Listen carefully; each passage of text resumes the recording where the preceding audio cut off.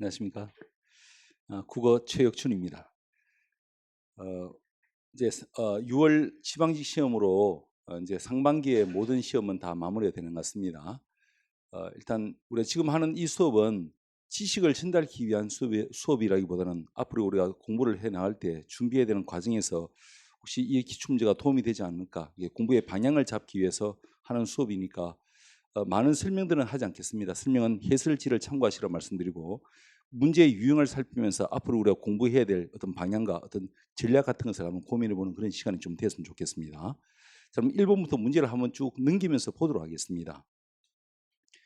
1번은 말하기 방식에 대한 이야기입니다. 소위 이제 화법에 대한 이야기인데 사실 내용을 보면 이론적인 지식을 묻는 문제는 아니었습니다. 그냥 읽어서 문제를 풀 수 있는 내용이었죠. 그리고 2번은 순서 배열 문제인데 그래 좀 고마웠습니다. 왜냐하면 긴 단락을 주고 낸 것이 아니라 짧은 글을 주고 순서 배열 문제를 냈으니까. 또 순서 배열 문제는 우리가 여러 방식으로 연습을 많이 해왔던 것입니다. 특히 이걸 많이 강조했었죠. 읽다 보면 이것 다음에 반드시 이것이 와야 돼라고 확신이 서는 것이 있죠. 가령 지금 이 2번 같은 것이 그런 것인데 보니까 나달락 제일 첫물이 보시면 A 교수는 그랬습니다. 그리고 가달락의 첫무리에 그에 따르면, 그런데 이 그가 누구입니까? 바로 그 A 교수 아니겠습니까? 그러면 결국 나 다음엔 반드시 무엇이 와야 된다? 가가 와야 한다는 것을 알 수 있죠. 그러면 나 다음에 가가 아닌 것을 한번 제껴보는데 우선 3번은 확실히 아니죠. 가 다음에 나가 왔으니까 아니고, 통상 우리가 연습할 때 2번 보기처럼 나 다음에 가가 오긴 왔는데 그 사이에 다가 끼어 있지 않습니까? 이렇게 가운데에 끼어 있으면 이 보기는 대개 틀린 보기다라고 얘기했었죠. 이것이 2번 보기도 틀린 보기였죠. 그럼 이제 1번과 4번 보기를 놓고 고민하지 않겠습니까? 됐죠? 그러면 이제 순서 배열을 잡아나가면 되겠죠. 하여튼 소구의 방식으로. 근데 어차피 이런 유형은 우리가 뭐 익숙한 유형입니다. 우리가 이보다 훨씬 더 어려운 예를 가지고 연습을 했으니까, 그죠? 순서 배열 문제였습니다. 됐고요. 자, 뒤에 3번 한번 보십시오. 3번은 사실 문장 승분 문제입니다. 말씀드렸죠. 우리 국가직이나 지방직 같은 일반 행정직렬은 한 3, 4년 전부터 해서 다른 의문원 파트에서 문장 파트로 문제가 좀 많이 전환되고 있다고요. 그래서 주로 많이 물었던 것은 높임법 문제였습니다. 그래서 사실 올해 그 문장 파트에서 우리가 점검해야 될 내용으로 최종 마무리 특강에서는 이걸 연습했죠. 문장 승분, 필수적 성분과 수의적 성분 이런 것들, 서술의 자리수 연습 같은 것들, 자 그리고 높임법에서 해어체, 하계체의 구분 같은 것을 연습했었죠. 앞으로도 마찬가지. 일단 문장론 파트에서의 출제가 조금 꾸준히 계속 이어지고 있으니까요. 문법 시간에도 문장론 파트의 내용들을 조금 더 자세히 잘 봐야 할 것입니다. 예전까지는 사실 표준 발음법이라든지 어문론 파트에 문제가 좀 많았었거든요. 뭐 교체, 탈락, 첨가, 축약 같은 거 있지 않습니까? 근데 그 문제의 형태가 조금 요즘 들어서 달라지고 있다는 말씀 좀 드리겠습니다. 그래서 이것은 문장 승문 문제인데, 아이고 근데 문장 승문 문제 중에서도 너무 좀 유치한 문제였죠. 보호에 대한 문제였습니다죠. 됐고요. 자, 4번 한번 보십시오. 4번은 맹종, 탈피, 재고, 부유에 대한 얘기인데 이것은 우리 어휘 시간에 또 우리 그 언어 문제 집중 특강해서 우리가 특강을 했습니다. 2월 달에 그 특강을 통해서 그대로 다 잡았던 내용들이죠. 답은 4번이고요. 우리 부유물 이런 말 쓴다 아닙니까? 이게 떠다니는 것이 부유물이죠. 부유가 떠서 다니는 것이 부유물이죠. 그래서 그렇습니다. 그래서 우리가 이건 기출문제, 단원별 기출문제도 봤고요. 여하튼 이런 문제를 통해서 좀 본 것 같습니다. 됐고요. 근데 뭐 어휘 문제 이 4번도 그렇게 어렵다 이기지 마십시다. 이 정도는 어렵다 이기면 안 됩니다죠. 됐고 뒤에 5번 한번 보십시오. 자, 작품입니다. 두 시는 다 알고 있는 것이죠. 하나는 황진의 작품이고 하나는 이황의 작품인데 그 이황의 작품은 주로 주제에 관련된 문제가 많이 나올 줄 알았는데, 그죠? 학문성에 대한 부단한 정진을 다짐한 그런 내용이 아니었습니까죠? 근데 역시 뭐 일반적인 시 문제처럼 표현성의 특징을 묻는 문제로 출제가 됐습니다. 자, 아래 보기를 보시면 일단 대조라는 표현을 쓰는데 이건 대조는 약간의 그 작품의 내용을 묻는 것이지만요. 뭐 시를 읽으면 내용을 알 수 있지 않겠습니까? 둘째 줄 녹수 흘러가도 청산은 변하지 않다 그랬으니까 녹수와 청산이 무엇인지 모르겠지만 대조되는 것이라 느낄 수는 있죠. 그리고 3번과 4번 대구, 서리법 정도는 확인할 수 있고요. 2번 시각과 청각적 심상 정도는 확인할 수 있으니까 사실 1번부터 4번까지 성질을 놓고 봤을 때는 우리가 뭐 우리에게 아주 고도의 이론적 지식을 요구한 문제는 아니었던 것이죠. 됐죠? 답은 2번이었죠. 왜냐하면 이것은 청각적 심상은 보이지 않으니까죠. 답은 2번이었습니다. 그래서 이건 어렵지 않았습니다. 됐고, 자, 우리 상반기 국가직에서는 사설 시주에서 하나 출제가 되었습니다. 근데 이건 역시 시주가 나오네요. 근데 시주는 사실 문제를 내기 좀 쉬워요. 근데 평시주는 사실은 석 줄밖에 안 되니까 좀 짧거든. 짧으니까 사실 그 짧은 한 개의 단시조를 가지고 문제를 만들기는 조금 내용이 좀 빈약할 수 있으니까요. 단시조는 한 2개 이렇게 복합 지문을 주거나 아니면 사설시조 같은 것은 그래도 지문이 좀 길지 않습니까? 그러니까 이야기할 수 있는 내용적인 거리가 좀 많죠. 그래서 주로 사설시조를 많이 이용하는 이유가요. 사실 평시조는 석 줄밖에 안 되는 짧은 시기이기 때문에 문제를 만들어내기가 조금 어렵거든요. 근데 시주는 많이 알수록 좋은 것은 분명히 맞아요. 그렇죠? 그리고 이런 것은 우리가 수업 시간에 연습을 하는 것이니까요. 그렇게 정리하고, 자, 6번 보십시오. 중심 내용. 중심 내용은 주제 찾기 문제이죠. 자, 원래 이제 이렇게 하면 안 되는데 우리가 사실 이제 시간을 좀 줄이기 위해서 주제라든지 제목이라든지 이런 것들을 묻는 문제는 이렇게 하면 시간을 약간 단축시킬 수는 있다 하면서 연습한 것이 단락이 여러 개일 경우에는 단락의 첫 번째 문장들에서 힌트를 얻기도 한다 이렇게 말씀드렸죠. 그 연습들을 한번 해볼까요? 우선 첫 번째 단락입니다. 지금 단락이 3개이지 않습니까? 첫 번째 단락에 교환 가치, 거래 통해 발생하는 가치이며 사용 가치, 어떤 상품 사용할 때 느끼는 가치이다. 이건 교환 가치와 사용 가치에 대한 얘기를 하는구나. 맞죠? 두 번째 단락. 하지만 이 같은 상식이 통하지 않는 경우를 종종 볼 수 있다. 이 같은 상식이 뭐지? 일단 확인하지 말고요. 넘기겠습니다. 마지막 단락. 이 사례에서 볼 때, 그러면 아마 두 번째 단락은 사례에 대한 언급이 있었겠고요. 그 결론이 지금 세 번째 단락이란 말이겠죠. 맞죠? 그래서 이 사례에서 볼 때 건강한 소비를 위해서는 구매하려는 상품의 사용 가치가 어떤 과정을 거쳐 결정된 것인지 곰곰이 생각해 봐야 한다. 순간적으로 요약하면 건강한 소비를 위해서 곰곰이 생각해 봐야 한다. 이렇게 요약할 수가 있겠죠. 맞죠? 그러면 이거는 무엇을 하는 이야기다?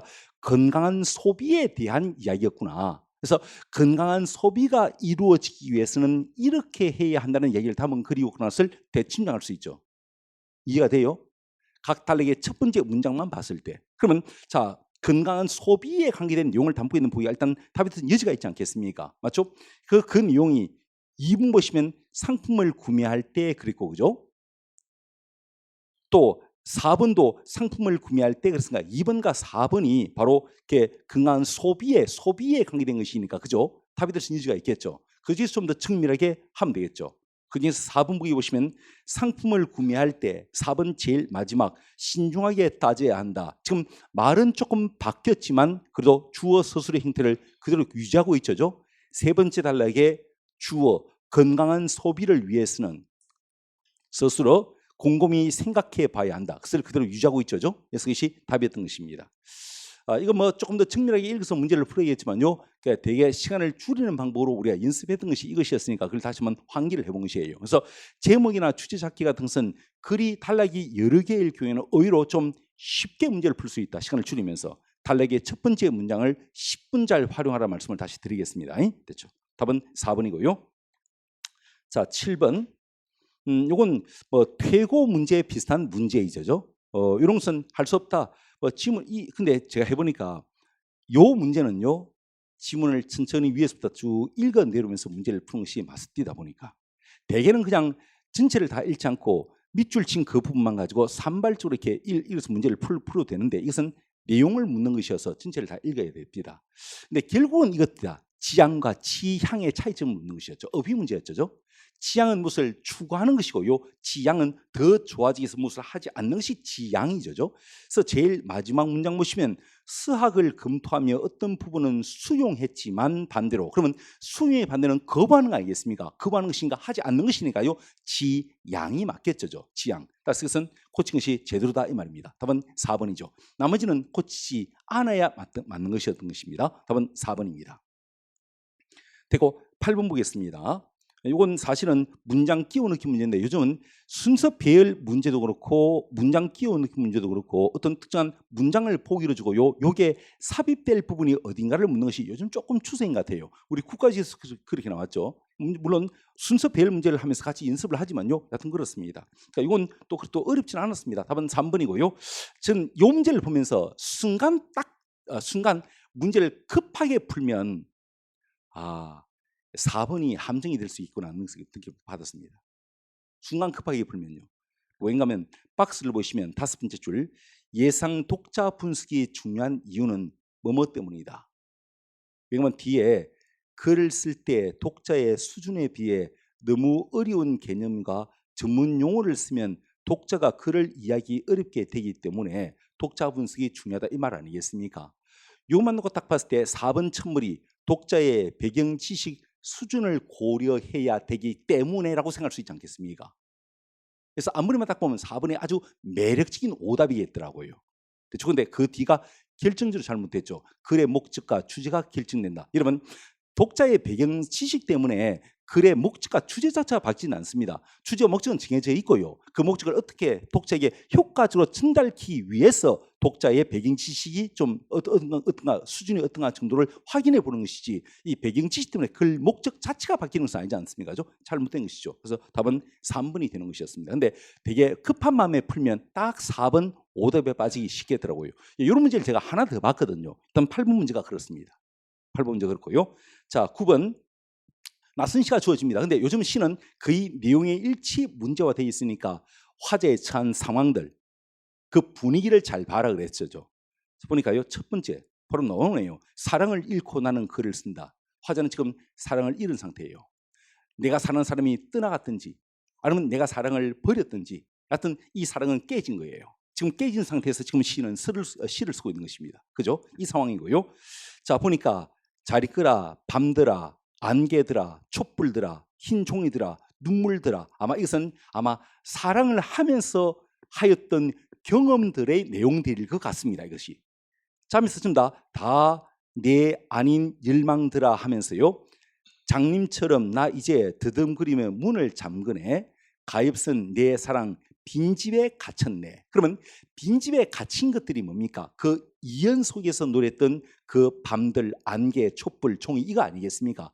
그러면 화자는 이걸 빈집 속에 가둬놓고요. 화자가 밖에서 문을 잠그고 있는 것이에요. 이런 상황이죠.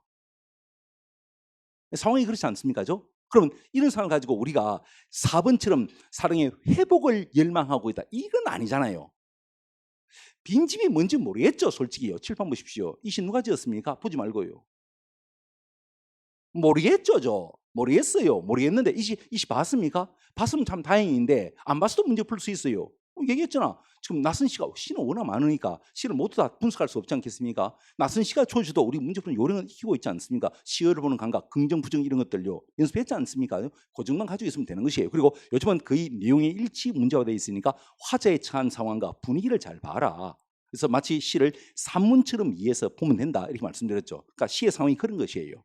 사랑을 잃고요. 이 모든 기억들을 바로 빈집에 가둬놓고요. 지는 문을 잠가버리는 것입니다. 이런 상황에서 사랑의 회복을 열망한다. 이건 아니지 않겠습니까? 답은 4번이 되는 것입니다. 낯선 시니까 밑에 좀 설명을 붙여놨으니까 그걸 참고하시래요. 실제 우리 시험장에서는 밑에는 설명 그 읽고 문제 푼 거 아니지 않습니까? 아니니까 실제 실전에서는 이런 것들 낯선 시가 주어질 수 있다. 그래도 화자가 찬 상황들 그리고 그 시의 분위기를 보면서 보면 답이 보일 것이다. 말씀드리겠습니다. 답은 4번입니다. 자, 됐고. 그래서 9번은 낯선 시였지만 그러나 어렵지는 않았고요. 자, 뒤로 10번 봅시다. 10번은 소설이죠? 자, 이거 마찬가지. 이것도 순간 딱 헷갈릴 수 있는 것은요. 여러분, 지문 속에 일단 1번, 4번까지 어차피 소설 지문 주고요. 묻는 문제의 대부분이 시점에 관계된 문제 아닙니까? 지금 1번부터 4번까지 선지도 시점에 관계된 것이었죠? 물어볼게요. 1번은 뭘까요? 전지적 바로 나오네요. 1번 전지적 작가 시점이고 2번 뭘 같습니까?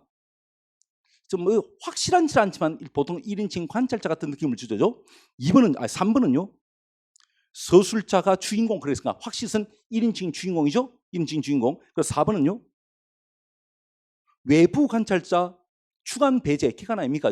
외부 관찰자 객관 유승 나오면요. 3인칭 관찰자 아닙니까? 맞죠? 근데 이러면 사실은 그 시점은 있죠. 그 소설의 제목 가지고 판단하시면 안 돼요. 안 되고 발췌된 지문에서 시점을 판단하셔야 됩니다. 여기서 헷갈리는 것입니다. 여러분 이 지문이 발췌된 지문 이거 1인칭이죠. 일단 나왔으니까요. 근데 솔직히 1인칭 주인공 같아요. 1인칭 관찰자 같아요. 1인칭 주인공 같은 느낌 안 드나? 아니 이 본문 속에는 나도 나오고 내가 생각하는 그 사람에 관한 얘기도 섞여 있으니까 이거 사실은 명확치 않아요. 1인칭 관찰자인지 1인칭 주인공인지 오히려 어쩌면 1인칭 주인공 쪽에 더 가까운 것 같아요. 이게 바로 매력적인 오답이었던 것입니다. 함정이었던 것입니다. 그래서 사실은 2번과 3번에서 순간 고민을 좀 했을 것입니다. 그리고 얼핏 보면요 3번 1인칭 주인공 같은 느낌이 들어서 3번 같은 느낌이 주는데 근데 확실히 뒤에 틀리게 만들어놨죠. 뒤에 유년시정 회상 이건 아니지 않습니까? 갈등 원인 해명 뭐 이건 모르겠고요. 됐죠? 그래서 그건 아니죠. 그래서 답은서 2번이 되는 것입니다. 그래서 순간적으로 3번 보기가 앞머리 때문에 헷갈릴 수 있는데 이것은 사실 지문이 1인칭 관찰자인지 1인칭 주인공인지 발췌된 지문은 명확하지 않거든요. 1인칭은 분명히 맞는데요. 됐죠? 그래서 이제 순간 헷갈리는 것입니다. 그리고 확실히 틀린 보기를 줘놓은 것이에요. 3번은요. 그러니까 이 문제는 사실은 결론적으로는 좀 쉬웠던 것이에요. 됐죠? 그래서 4번 2번이었습니다. 그리고 제가 오른쪽 시점을 이렇게 인증관찰자 붙여놨지만요. 여러분 이것은 이 소설의 일반적 전반적 시점을 말한 것이지 시점 파악은 반드시 주어진 발췌된 지문에서 시점을 판단하셔야 돼요. 됐죠? 여러분 이런 것이 뭔가 하면 우리 이거 만세전이라는 작품 아십니까? 만세전. 혹시 바로 작년도였는가? 몇 년 전이었는가? 2016년도인가 모르겠습니다. 그때 한번 출제가 됐었거든요. 그게 사실은 일반적으로는 보통 1인칭 주인공 시점으로 돼 있어요. 근데 발췌된 그 지문 배를 타고 넘어오는데 일본 놈들이 우리 조선 사람을 그 노동자로 끌고 가기 위해서 막 이야기하는 것들을 듣는 장면이 있어요. 그 지금 주인공인 내가 그 사람들의 이야기를 듣고 있는 것이거든요. 그래서 여전히 그들의 이야기를 듣고 있는 형태로 이렇게 지문이 구성되어 있었습니다. 그 소설의 일반적 시점은 1인칭 주인공이었지만 그러나 그 발췌된 시점은요 1인칭 관찰자였거든요. 그리고 1인칭 관찰자처럼 설명한 그 보기가 맞는 답이었거든요. 그러니까 제가 말씀드린 것이 그 소재의 제목으로 그 시점을 판단치 마시고 발췌된 지문에서 시점을 정확히 판단하셔야 된다는 말씀을 드리겠습니다. 됐고요. 자 11번 보겠습니다. 이것도 화법이죠? 화법이죠? 답은 2번이고 결론적으로 이것은 이렇습니다. 여러분 이거 문제 풀어보셨지 않습니까? 이거 나한테 어떤 이론적 지식을 요구합니까? 그건 아니지 않습니까? 읽으면 문제를 풀면 돼요. 사실은 우리가 화법에서 조금 신경 썼던 것이 두 가지였습니다. 뭔가 하면 하나가 공손성의 원리 기억나십니까? 요령의 긍휼, 뭐 겸양의 긍휼 있지 않습니까? 그거하고 또 협력하는 말하기라는 것이 있습니다. 그게 뭔가 질의 긍휼이라든지 뭐 이런 것이 있어요. 양의 긍휼. 말하는 정보보다 더 많은 것을 이야기해서는 안 된다. 뭐 이런 것부터 해서 몇 가지 있어요. 근데 그건 사실 내가 끝내기 특강 시간에 이야기를 안 했어요. 왜냐면 평소에 우리 연습을 했을 거예요. 그건 조금 몇 년 나왔거든요. 나와가지고 안 했는데 하여튼 뭐 여전히 화법 문제는 좀 쉬운 것 같아요. 그리고 참 다행인 것은 원래 우리 화법 연습은 이렇게 안 했고 우리 왼쪽 한 면 전체를 차지할 정도의 어떤 분량을 가지고 우리가 연습을 했었죠.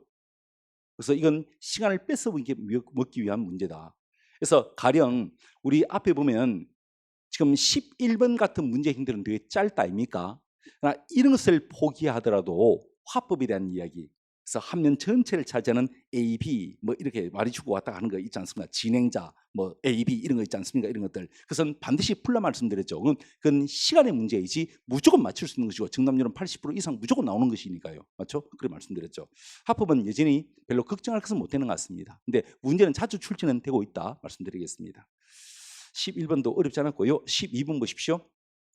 이건 여러분 이 문제를 어떻게 느끼는지 모르지만 이건 한자 어휘 문제이기도 해요. 한자 어휘 문제인데 아울러 또 한자 문제가 되기도 하는 것 같고 그죠? 그렇습니다. 근데 우리가 이건 혹시 이거 들어봤습니까? 이게 살매자예요. 팔매자예요. 여기 예전에 헷갈리거든. 이것이 있고 예전에 헷갈리지 않습니까? 죠? 이게 팔매자의 살매자예요. 어떻게 아는데? 맞죠?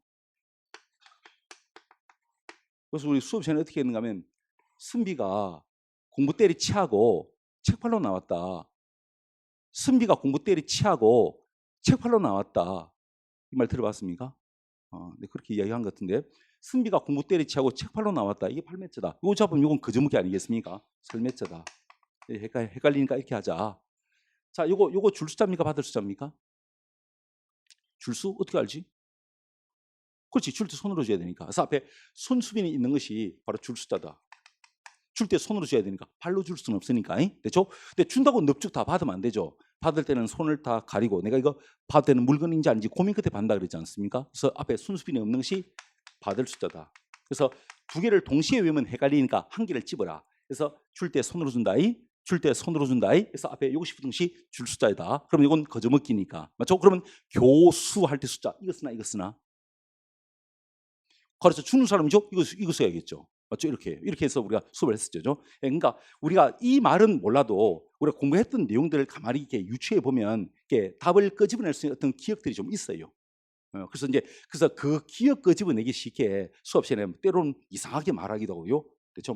아니면 어, 선생님 성씨는 김씨입니까? 이렇게 이상하게 이야기하지 않습니까? 이러면 오래 기억이 남거든. 실제 시험 당들하면 이 말투가 기억이 남거든. 그래서 이제 막 말도 이상하게 하고 하는 것입니다. 설명도 이상하게 하고요.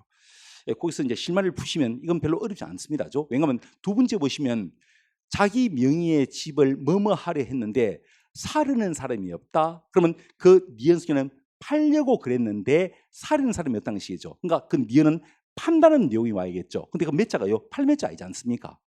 살몇 자지요. 맞죠? 그래서 이건 무조건 틀렸죠. 매수라는 말의 의미를 모른다 가정해도 그건 틀린 문제가 아니었습니다. 됐고요. 자, 13번. 이건 우리 수업 시간에 이런 뻥을 치는데 이 28개만 잘 암기해도 무조건 어떤 직렬의 어떤 시험에서는 한 문제 맞힌다.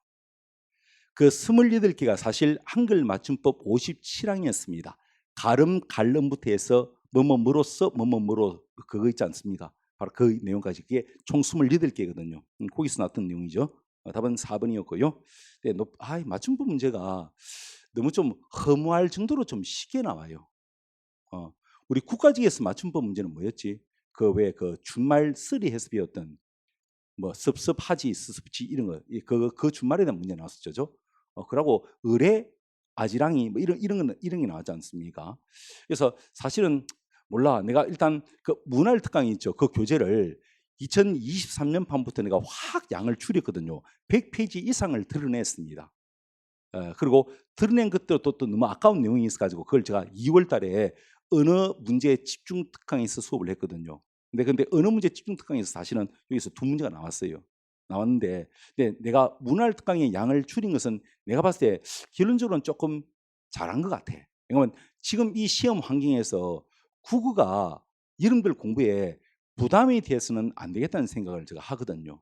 그러니까 이런 문제의 추세고 이 정도의 난도라 그러면 그러니까 사실은 여러분들이 좀 제일 어려워하는 과목 뭐 지금 아마 현실적으로는 영어는 제일 어려울 것인데 그죠? 그 이외에 또 어렵다면 아마 행정법이나 행정학이 안 어렵겠는가? 또 그건 공부의 기간도 조금 시간도 좀 많이 걸릴 것 같고 그래서 이제 그 과목들에 양보하기 위해서 국어는 수업도 그렇고 책의 내용도 그렇고 양을 지금 많이 줄이고 있는 작업입니다. 공부의 부담을 좀 덜어드리기 위해서. 그런데 이 작전은 아직은 조금 유효한 것 같아요. 일단 그렇게 당분간 계속해 나가고요. 행정법이나 행정학에 조금 더 신경 쓰시게 그렇게 하면 조정이 나올 것입니다. 자, 13번 한번 4번이었고 14번 한번 보십시오. 이건 장관 그리고 보상 결제에 대한 얘기인데 뭐 우리가 충분히 예측 가능한 내용들이 출제됐었습니다. 한자 표기 문제. 근데 한자 표기는 이제 어려운 것은 맞아요. 근데 이 정도는 사실은 합격을 위해서는 극복을 해야 될 문제 같다. 또 우리가 수업 시간에 전혀 안 배운 것도 아니니까 그죠? 됐습니다. 하고요. 자, 뒤로 결제 모르면 그건 안 되죠. 안 됩니다. 됐고요. 보상 배상 우리 그것도 배운다 아닙니까? 위법, 적법, 손해, 보상, 위법, 손실, 위법, 손해, 배상, 적법, 손실, 보상 하면서 배워주죠. 바로 그겁니다. 자, 됐고 15번. 이것은 추론 문제인데 지금 추론 문제가 한 3문제 정도인가 그렇게 있더라고요. 근데 시간을 좀 많이 잡아먹는 것은 맞는데 근데 이번 추론은 그래도 좀 괜찮았어요. 지금도 길지 않고 내용도 그렇게 너무 어렵지도 않고요. 됐죠? 됐습니다. 그래서 15번 추론 문제였습니다. 한번 풀어보십시오. 그냥 풀어보시고요. 자, 16번. 사실 이제 소설은 춘향전이 조금 한벌 간 느낌이 있었고 요즘 되게 좀 뜨는 소설이 뭐였노? 구운몽이었거든. 그래서 우리 마무리 특강은 구운몽을 가지고 했다 아닙니까? 근데 춘향전은 여전히 좀 나오는 것 같아요. 근데 구운몽이든 춘향전이든 어차피 소설은 읽기 영역 아닙니까? 고전 소설이든 현대 소설이든 지문 조집은 지문을 읽어서 문제를 푸시면 됩니다. 요건 이제 조금 고상하게 말하면 이게 춘향이 매를 맞고 있는 장면이에요. 십장가라 그래요. 일대 매를 맞으면서 하나 한 대 맞다 일은 하면서 이는 하면서 이렇게 숫자를 얘기하면서 이렇게 쭉 이야기하는 그 장면입니다. 지금 이 시. 답은 3번이고요. 이 사람은 대화를 통해서 내적 갈등 해결 이거 없지 않습니까? 너무 좀 쉬웠습니다. 자, 17 보십시오. 내용의 이해. 근데 내용의 이해라는 형태로 이 시험은 총 3문제가 있더라고요. 3문제가. 아까 춘향전도 사실 내용의 이해였고, 춘향전도. 방금 그죠? 그리고 지금 17번, 18번도 지금 내용의 이해라는 이름이거든요. 보통 이제 내용의 일치 이렇게 묻는데 내용의 이해 이렇게 나왔네요. 좋습니다. 자, 근데 요 17번도 얼핏 보면 함정에 빠지기 딱 좋은 보기 하나 있었습니다. 여러분들은 몇 번 같이 느끼는지는 모르겠는데 저는 1번이었습니다. 1번. 왜냐하면 1번 보면 세 번째 줄에 구연을 통해서 이제 소설을 전달하는 방식이 그죠? 글을 모르는 사람들과 글을 읽을 수 있지만 남이 읽어주는 것을 선호하는 이들을 대상으로 구연이 이루어졌다 그랬지 않습니까? 정기수가 소설 읽었다 아닙니까? 정기수가 원래 소설을 전문적으로 읽어주는 사람이거든요. 그렇습니다. 우리 장군의 아들 2에 보면 많이 오래된 영화죠. 저도 아주 옛날 고전물을 통해서 봤습니다. 장군의 아들 2를 보면 그 첫 장면이 어떤 예간에 누워가지고 원래 1편에 그 김단희가 잡혀 들어가거든요. 그 2편은 출소하는 것부터 영화가 시작됩니다. 그래서 이제 예간에 누워 있어요. 누워 있고요. 할 길이 없으니까 남학생 여학생 아르바이트생을 불러가지고 글을 모르니까 김단희 소설을 읽게 만들어요. 소설을 들으면서 펑펑 우는 모습이 나옵니다. 그렇게 읽어주는 그 전문적으로 소설을 읽어주는 사람이 있었어요. 그걸 조선시대는 전기수라 했던 것입니다. 참고로 아십시오. 됐고요. 자, 근데 보니까 전기수가 글을 읽는 대상은 글을 모르는 사람, 그리고 글을 읽을 수는 있지만 남이 읽어준 것을 선호하는 사람, 요 사람한테 읽어줬다는 것이겠죠. 1번 보십시오. 전기수는 글을 모르는 사람들에게 소설을 구현하였다. 이 말 맞습니까? 맞아요? 맞죠? 여기서 장난을 친다면 전기수는 글을 모르는 사람들에게만 소설을 구현했다면 틀리겠죠. 근데 그 사람들에게만이라고 이야기하지 않았지 않습니까? 그래서 그것은 맞는 거예요. 여기서 이제 이것이 몰라. 제가 봤을 때는 장난을 친 보기 같더라고요. 글을 아는 사람들한테 읽어줬는데 이렇게 생각하면 이게 헷갈리는 것입니다. 이해하겠습니까? 좋아요. 답은 2번이었죠? 대가 지불 이런 것은 없었거든요. 그 차람이라는 것이 있는데 뭔가 하면 아는 사람이 책을 가지고 있단 말입니다. 그래서 그 책을 빌려가지고 내가 읽는 방식도 있다는 것입니다. 이런 것이 이제 차람인데 그 언급은 있어요. 하지만 그걸 대가를 지불하고라는 언급은 그 본문 속에 없었던 것입니다. 그래서 답은 2번이 잘못된 것이었어요. 근데 여기서 아마 1번 보기가 좀 매력적인 오답이 되지 않았겠는가 이렇게 생각이 돼요. 제가 봤을 때. 왜냐하면 시험장에서는 우리가 급한 마음으로 문제를 풀기 때문에 사실은 2번, 3번 생각할 겨를이 없거든요. 그러다 보니까 사실 1번에 딱 빠지기 쉬워요. 됐습니다. 자, 18번 이것도 내용의 이해인데 요거 뭐 조금 읽어서 문제를 풀 수 있을 것인데요. 아마 1번이 조금 이해하기 힘들었을지 모르겠습니다. 나머지는 다 찾으면 되는데 1번 삼국사기 일전에 고구려인 백제인도 수록됐다는 점은 이 책이 신라 정통론을 계승하지 않았다는 것을 보여준다 그랬습니다. 그러니까 삼국사기 일전편을 보면 이렇습니다. 제일 첫 번째 단락에 본기가 우리 이제 보통 이제 역사를 기술한 방식이 편년체도 있고 기준체도 있지 않습니까? 그 기준체라는 것이 보통 이제 인물의 정기를 가지고 역사를 구성하는 것인데요. 보통 본기가 있고 열전이 있죠. 본기는 왕들의 정기를 말하고요. 열전은 신하들의 정기를 말합니다. 근데 보니까 본기가 28권이고 열전이 10권밖에 안 돼요. 그러니까 이 삼국사기 전체 구성에서도 본기가 훨씬 많고요. 열전은 적은 것이에요. 근데 열전 그 10권 중에서도 열전이 전체 분량의 5분의 1밖에 안 되는 것이에요. 이거 삼국사기 전체 분량에서 5분의 1밖에 안 되는 것입니다. 근데 5분의 1밖에 안 되는 분량을 가진 이 열전 중에서도 인물이 86명이 나와 있는데 그 중에서 신라인이 제일 많다는 것이에요.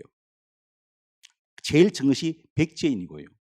그럼 자, 그 책 전체에서 5분의 1밖에 차지하지 않는 분량의 열전, 그 중에서도 제일 많이 수록된 인물은 바로 신라인이다 그 말입니다. 물론 그 밑에 고구려 연개 소문에 대한 언급도 있어요.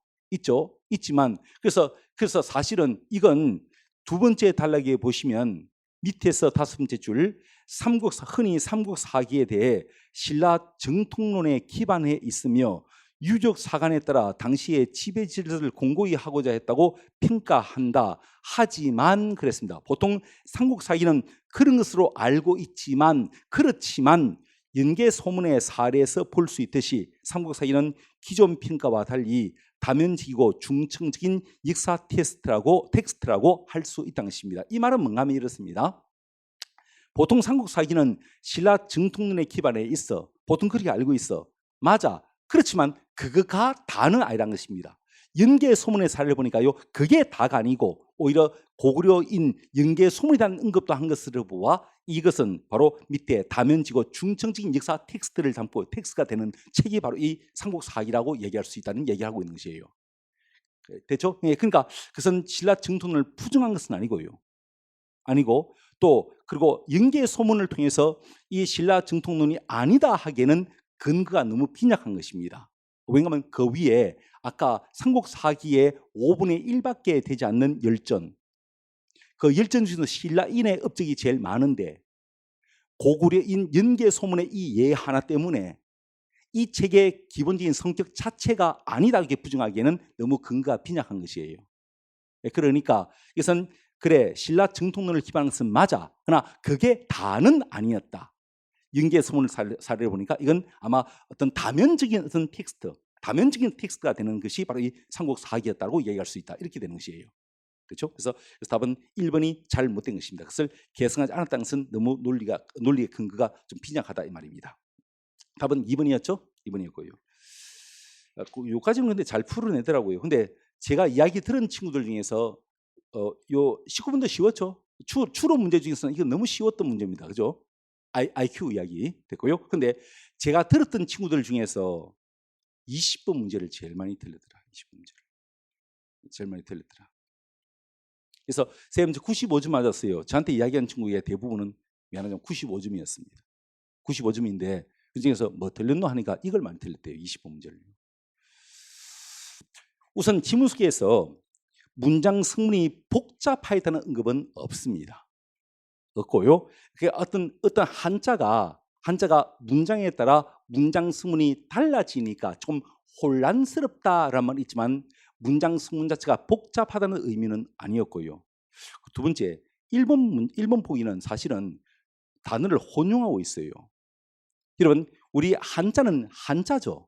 한문은 문장의 개념이고요. 이해하겠습니까? 한문은 문장의 개념이고 한자는 글자의 개념입니다. 이서 말하는 것은 지금 글자에 대한 언급이지 문장에 대한 언급은 아니지 않겠습니까? 물론 뭐 이걸로 장난칠 수도 있고 아닐 수도 있는데 일단 이 용어를 좀 혼용하고 있는 것 같아요. 그리고 문장 성분을 이야기하기 위해서는 한자보다는 한문 이런 말이 어울리기 때문에 아마 한문을 선택한 것 같아요. 그러나 한자와 한문은 사실 성격적으로 좀 다른 것입니다. 다른 것이고 이것은 바로 한자에 관한 얘기지 한문에 관한 얘기는 아니었습니다. 왜냐하면 그 뒤에 예시가 한자에 관한 얘기지 한문에 대한 얘기는 아니었거든요.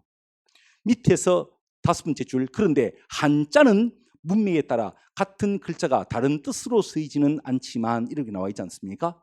그렇죠? 그러니까 이건 한자에 관한 얘기지 한문에 관한 얘기는 아니었습니다. 다만 문장 성분을 말하기 위해서 한문이라는 말을 그냥 쓴 것 같아요. 근데 굳이 한자와 한문 뭐 이 용어를 잘못 썼기 때문에 막 요것을 차치해 두고라도 본문수기에는 문장 성분 자체가 복잡하다는 언급은 없었던 것입니다. 다만 한 개의 한자가 문장에 따라서 그 문장의 해석에 따라서 문장 수문이 달라지기 때문에 좀 혼란스럽다는 말은 있지만 그 혼란스럽다와 복잡하다는 조금 다르지 않겠습니까? 맞죠? 혼란스럽다는 헷갈린다는 뜻이고요. 그렇죠? 복잡하다는 되게 산만하고 무질서하다는 것이거든요. 좀 다르지 않습니까? 그러니까 답은 1번이 잘못된 것입니다. 됐죠. 사실 나머지 3번 보기 동음 이어요 이런 것 때문에 조금 헷갈릴 수 있는데 동음 이어는 무슨 뜻이에요? 음은 같아요. 뜻이 다른 것이죠. 맞죠? 근데 그 위에 애인, 지금 애인의 예를 들고 있지 않습니까? 애인이 사실은 두 가지로 될 수 있죠. 사랑하는 사람 하면 애인에서 애는요 문장 수분이 뭐가 돼요? 관용어 되겠죠. 근데 A는 사람을 사랑하다 하면 이 A는 문장순이 뭐가 돼요? 서술어가 되겠죠. 그러나 이게 관용어이든 서술어이든 사랑하다는 의미는 그냥 그대로 가지고 있지 않습니까? 맞죠? 그러니까 뜻 자체가 달라진 것은 아니었던 것이에요. 따라서 이것은 이 둘을 동음이의어라 볼 수는 없는 것이 왜? 뜻은 같으니까요. 맞죠? 그래서 요 3번이 조금 이야기 헷갈려서 그렇지 이 문제도 전반적으로는 좀 어려운 문제는 아니었던 것입니다. 그런데 요 의외로 저한테 이야기한 95점 친구들 중에서 20번을 틀린 친구가 좀 많더라고요. 근데 뭐 100점 맞으면 참 좋겠지만요. 100점이 참 쉬운 건 아니거든요. 예, 그리고 요즘도 문제를 빨리 풀다 보면 사실 한두 개의 실수는 분명히 있을 수 있는데 95점은 잘한 것은 맞아요. 맞습니다. 근데 나와서 찬찬히 생각해 보면 틀릴 문제는 아니었는데 근데 조금 그런 게 아쉽죠. 그죠? 근데 시험장에서는 충분히 있을 수 있는 이야기예요. 근데 그런 실수는 최대한 줄이는 것은 맞습니다. 왜냐하면 한 과목당 실수가 하나씩만 쌓여도 총 5과목이면 5문제 아닙니까? 전체 평균 5점이에요. 크지 5점. 크지 5점이 한 과목에 한 개씩의 실수만 있어도 그렇죠? 그러니까 사실은 지금 여러분들 수준에서는 거의 어떤 실력의 정점에 있는 친구들이 대부분이기 때문에 이것은 이제 실수함이죠. 소위 보이지 않는 실수. 그 보이지 않는 실수한 것은 나와서 봤을 때 이게 내가 맞힐 수 있는데 이런 아쉬움을 남기는 것도 사실은 저는 보이지 않는 실수라 보거든요. 그러니까 이런 것이 없어야 합격을 하는 것입니다. 그러니까 결국은 어느 정도 정점에 있으면 이제 자기와의 싸움이 시작되는 것이죠. 실수하지 않는 것. 접근하십시오. 미안하지만 이번 시험은 냉정하게 말하면 틀릴 수밖에 없는 문제가 없었기 때문에 저는 100점이 나와야 한다 생각하고요. 못해도 95점은 나와야 한다. 10분 양보하더라도 90점 이상은 무조건 나와야 되고 아쉽지만 미안하지만 85점부터는 의미 없는 점수이다. 왜냐하면 우리 공무원은 합격과 불합격만 있는 시험이니까 그렇습니다. 100점 맞고 합격하나 아니 85점 맞고 떨어지나 20점 맞고 떨어지나 떨어진 것은 똑같으니까요. 그러니까 합격 컷을 넘기는 점수가 의미 있는 점수이죠.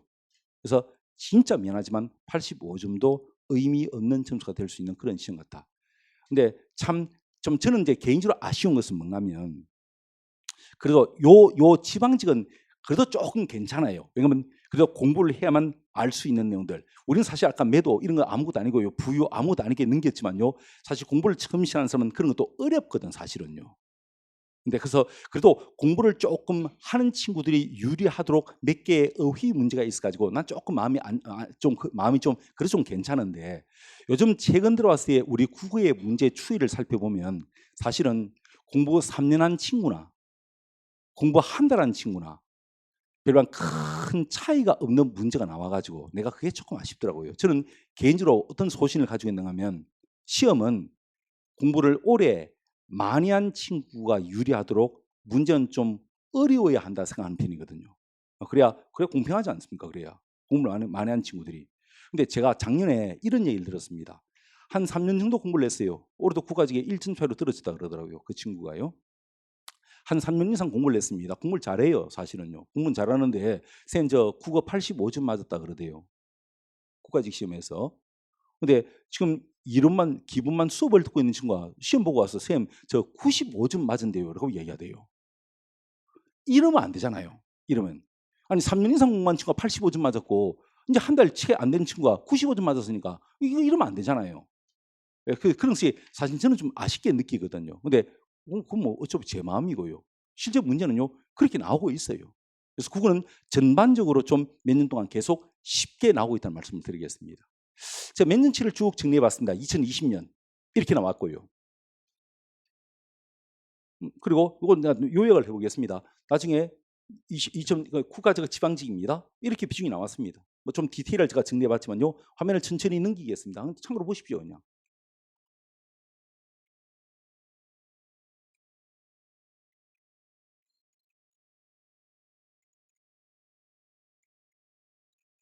뭐 이렇게 나왔어요. 올해 국가직입니다.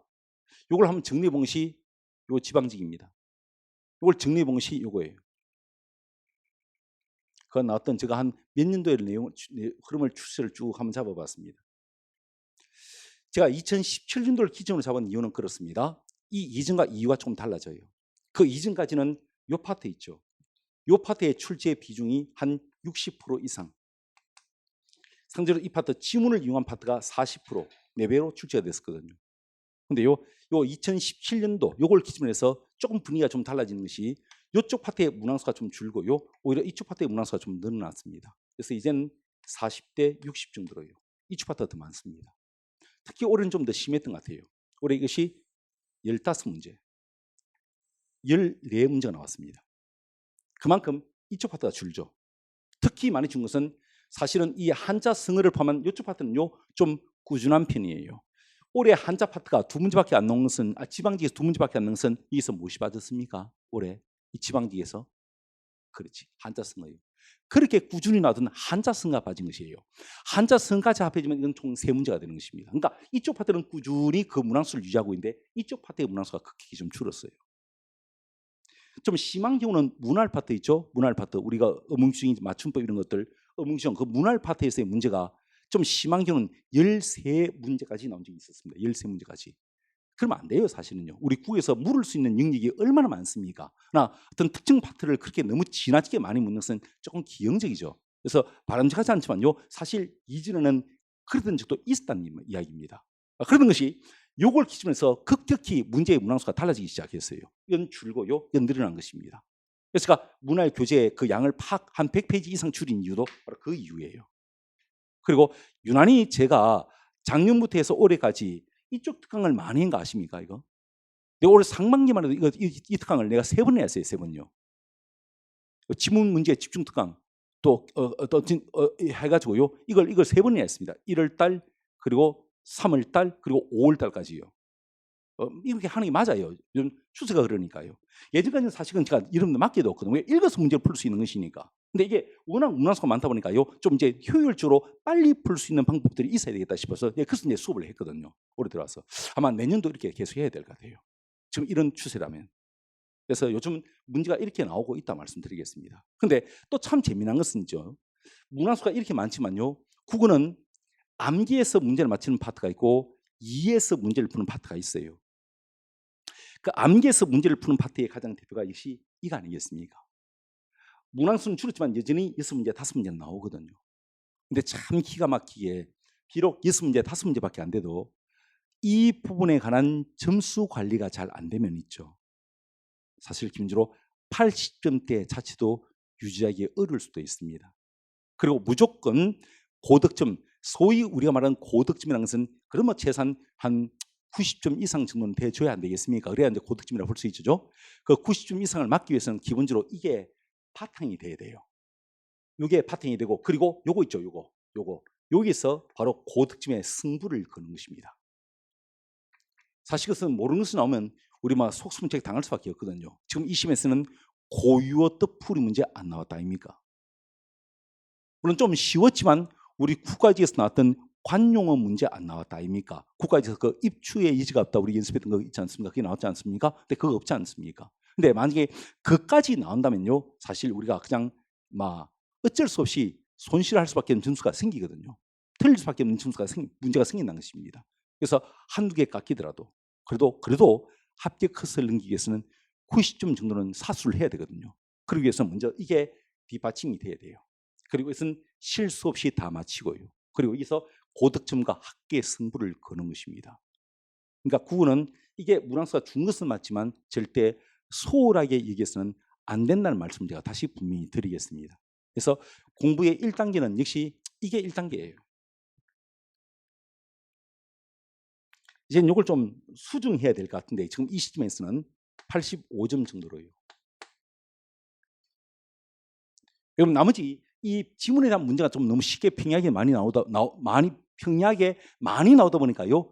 조금만 하면 85점까지 올라가서 너무 어렵지 않게 된 것이에요. 그래서 요거 잘 하면요 무조건 85점 맞출 수 있습니다. 국어는요. 근데 문제는 이 가지고 85점 정도 맞췄다 그러면 아주 기분 좋게 떨어지죠. 왜 기분 좋게 떨어지는가 하면 100점 만점에 85점이 나쁜 점수는 아니지 않습니까? 근데 아까 말씀드렸잖아. 이건 의미 없는 점수가 될 수 있다고요. 떨어진 점수니까요. 합격 컷을 넘긴 점수가 의미 있지 않겠습니까? 그러기 위해서는 여기서 한두 개 더 맞춰야 90점 이상을 넘기고요. 그래야 이 정도 돼야 고득점이라 볼 수 아니겠습니까? 그렇죠? 근데 이 고득점을 위해서 사실은 조금 괴로운 공부를 하셔야 돼요. 시간 투자 대비 우리가 얻을 수 있는 것이 별로 없는 이쪽 파트를 봐야 되는 것입니다. 이쪽 파트. 제가 이런 이야기는 합니다. 쌤, 저는 기술직이기 때문에 고득점까지 원하지는 않습니다. 저는 85점, 난 그 정도만 해도 난 충분해요. 라고 이야기하는 친구들은 공부 되게 수월하게 할 수 있다. 한자 파트 고요, 그냥 다 버려버리라. 이거 다 버리고, 그리고 한자성어는 꼭 해라. 한자성어는 꼭 해라. 그 말씀만 드립니다. 난 고득점까지 필요 없어요. 그러나 일반 행정직은 그 아니에요. 아닙니다. 이거 다 버렸으면요, 말씀드렸죠? 기분 좋게 떨어진다고요. 그래서 우리가 할 수 있는 한 최소의 노력은 하셔야 됩니다. 그래서 이제 혹시 내년 시험을 다시 저하고 같이 계속 하게 된다면요, 내년 시험을 위해서 다시 올해 차근히 이런 내용들을 준비해 나갈 것입니다. 그래서 너무 일찍부터 공부 초기부터 이쪽 파트를 포기하지 마시고요. 일단 수업을 들어보시고 들었던 내용이 내가 공부할 범위라 생각하시고 일단 그 속에 있는 것이라도 열심히 해라. 물론 제가 수업을 하면서도 양을 또 줄여드릴 것입니다. 이 중에서 이것은 중요하고 이것은 덜 중요하고 이렇게 구분을 해드릴 것입니다. 그래서 이걸 다 하기 힘들면 이 책 중에서 요거라도 해라 하는 마음으로 제가 찍어드릴 것이에요. 하여튼 그렇게 해서 같이 수업한 내용 중에서 나오면 마치자. 그게 이제 가장 적은 노력으로 가장 좋은 효과를 얻을 수 있는 것이니까. 하여튼 그걸 염두에 두고 이 수업을 해나갈 것인가, 이 수업도 절대 소홀하게 이기지는 마시라 말씀드리겠습니다. 그리고 이것은 시험에 임박해서는 무조건 연습을 계속해 나갈 작정이에요. 올해처럼요. 그렇죠? 문제 푸는 연습을. 하여튼 이제 상반기 시험은 지나갔습니다. 지나갔고 미안한데 하나 빠졌네. 공부 1단계는 이게 1단계예요. 요게 되면 이제 어느 정도 점수가 나오기 시작해요. 언어하고 한자성어. 그리고 요게 어느 정도 잡혔다 싶으면 요거 개인적으로 공부하셔야 됩니다. 나중에 특강을 통해서 수업을 할 것입니다. 하고요. 요거 되고 이제 나중에 시험에 임박해서는 이제 이 문제를 잘 맞히는 방법들을 위주로 해서 제가 집중적으로 수업을 해 나갈 것입니다. 그렇죠? 올해는 아마 많은 작품을 보는 시간을 올해 가질 것이고요. 많은 작품을 한 8주에 걸쳐서 그중에 7주 정도는 문학에, 한 주 정도는 비문학에 이렇게 해서 그렇게 진행할 것이고요. 그리고 내년 연도가 넘어가면 그때는 이런 문제를 답을 잘 맞히는 방법, 그 스킬 위주로 제가 4주짜리로 수업을 계속해 나갈 것이니까요. 하여튼 그렇게 관심을 가지고 봐라 말씀드리겠습니다. 이제 상반기 시험이 다 지나갔습니다. 그러니까 내년까지 내년 시험을 만약에 대비해서 공부를 한다면요, 일단 마음은 차분히 다지시고요. 그리고 공부 계획을 잘 짜십시오. 왜냐하면 우리 학원이 참 시간이 잘 가요. 왜냐하면 남들은 12달을 살지만 우리 학원 생활을 한 사람들은 사실 6과정을 살아요. 6과정. 보통 우리 학원에서의 한 과정이 2개월 과정으로 진행되지 않습니까? 여러분 지금 이제 6월달이죠? 지나갔어요. 이제 조금 있으면 이제 8월달이 7월달이 시작되지 않습니까? 보십시오. 올해 남은 것이 3번의 과정이 남아 있습니다. 7, 8 과정 남아 있죠. 9, 10 과정 남아 있죠. 11, 12 과정 시작하면서 바로 우리 학원에서는 기출문제를 통해서 바로 본격적으로 문제풀이가 시작될 것입니다. 단원별 기출풀이 하면서. 그리고 올해 끝이 나요. 내년 1, 2월 달 있죠. 그리고 3, 4월 달 총 5번의 과정 3, 4월 달 이 5번째 과정을 들으면서 국가직을 보게 됩니다. 그러니까 국가직 이전까지 온전히 이론적인 내용을 정리할 수 있는 과정은 총 4번의 과정밖에 없는 것이에요. 4번의 과정. 이론을 정리할 수 있는 과정이. 그리고 나는 쌤 지방직을 나는 목표로 하고 있어요. 그러면 일단 3, 4 과정. 그리고 5, 6 과정. 5, 6 과정 하면서 6번째 과정 하면서 바로 지방직을 보지 않겠습니까? 그러니까 지방직을 염두에 두고도 사실 이론을 온전히 들을 수 있는 단계가 한 5 과정밖에 없다는 것입니다. 그러니까 시간이 그렇게 많지 않다는 것이에요. 특히 올해는 3번의 과정밖에 없고요. 저는 못해도 지금 이 수업을 듣고 있는 여러분들 정도는 내년 1, 2월 달부터는 본격적으로 문제풀이를 통해서 최종 정리를 해나가는 것이 맞지 않는가 생각이 되거든요. 그러기 위해서는 사실은 올해는 3번의 이론을 들을 수밖에 없는 과정이 있다는 것입니다. 그러니까 올해는 너무 문제에 초점을 맞추지 마시고요. 마시고 이론적인 내용을 충실히 다지는 것으로 공부 계획을 짜시고 그리고 1월 달부터는 본격적으로 문제풀이를 통해서 재정 정리해 나신 증대로 그렇게 큰 그림을 그리시고 한번 계획을 세워보시면 될 것입니다. 그렇죠?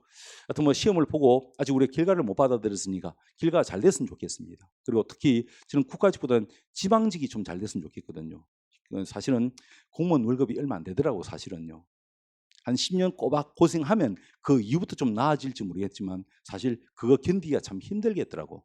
거기다가 국가직 걸려가지고 이쪽 저쪽 옮겨 다니려 그러면 참 피곤한 일이거든요. 잘 안정되게 어떤 지역에서 꾸준히 근무할 수 있다면 그게 생활도 안정이 되고요. 훨씬 나을 것 같거든. 그래서 지방직 꼭 잘 됐으면 좋겠습니다. 그래서 꼭 좋은 결과를 받아들이기를 바라고 혹시 만약에 결과가 좋지 않고 내년을 준비하게 된다면 공부 계획 차분히 잘 세워보시라는 말씀을 드리겠습니다. 자, 이렇게 해서 해설 강의는 마무리 짓도록 하겠습니다. 자, 시험 보다 고생 많았습니다. 수고했습니다.